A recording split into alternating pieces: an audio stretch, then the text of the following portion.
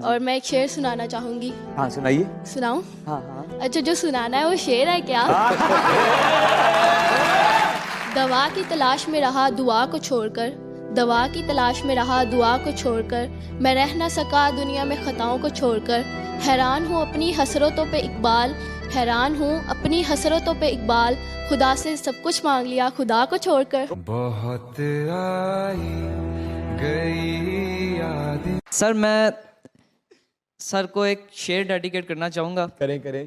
کہ ادا مطلب، نگاہ مطلب، یار مطلب، پیار مطلب. آئے ادا مطلب، نگاہ مطلب، یار مطلب، پیار مطلب، بتا مطلب کہاں جاؤں، بتا مطلب کہاں جاؤں، جہاں جاؤں وہاں مطلب.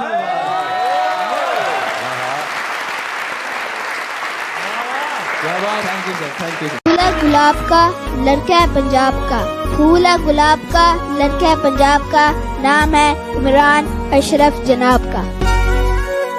السلام علیکم. وعلیکم السلام. نام کیا ہے آپ کا؟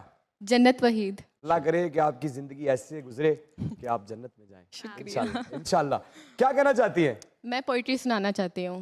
پوئٹری سنانا چاہتی ہیں؟ جی. سنائیے. پل پل تڑپے جس پل کے لیے، وہ پل بھی آیا کچھ پل کے لیے، سوچا اس پل کو روک لوں ہر پل کے لیے، پر وہ پل بھی ٹھہرا کچھ پل کے لیے.